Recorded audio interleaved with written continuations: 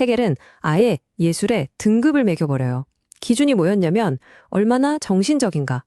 그래서 가장 물질적인 건축부터 시작해서 조각, 회화, 음악을 거쳐서 가장 정신적이고 언어에 가까운 시를 예술의 정점에 올려놓습니다.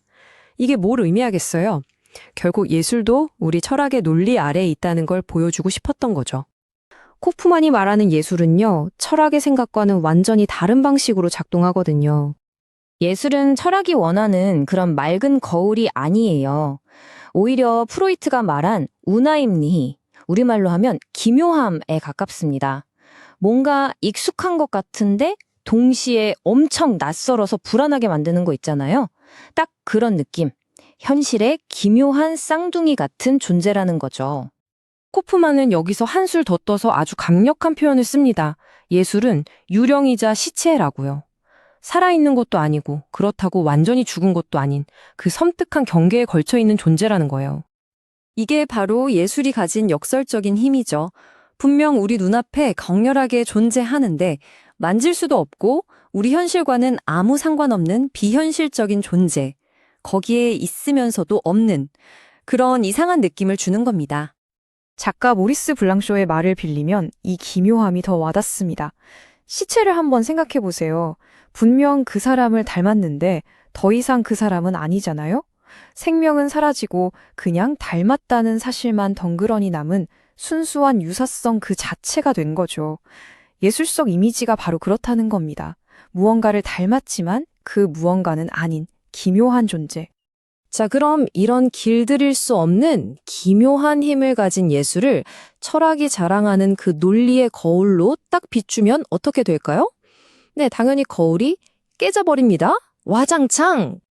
코프만을 이 거울이 깨지는 순간을 18세기의 한 예술 논쟁에서 포착해내요.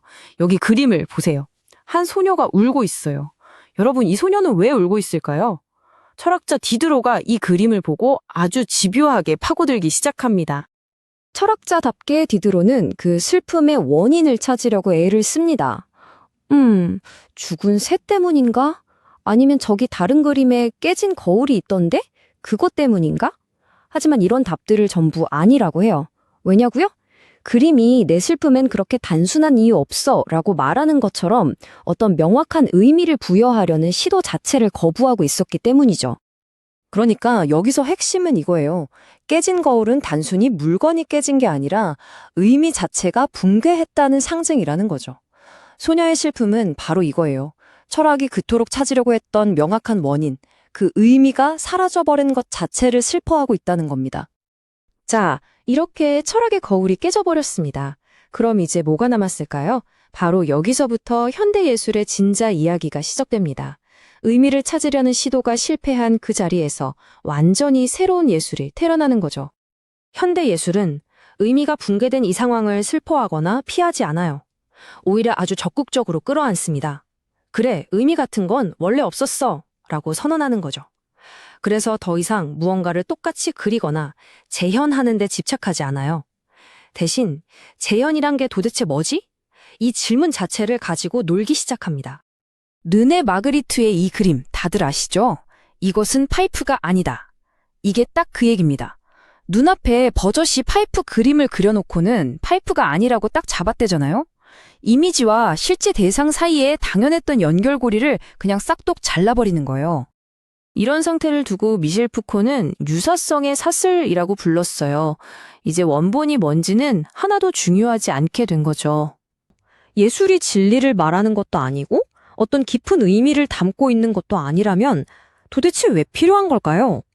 바로 이 지점에서 코프만의 아주 강력한 결론이 등장합니다.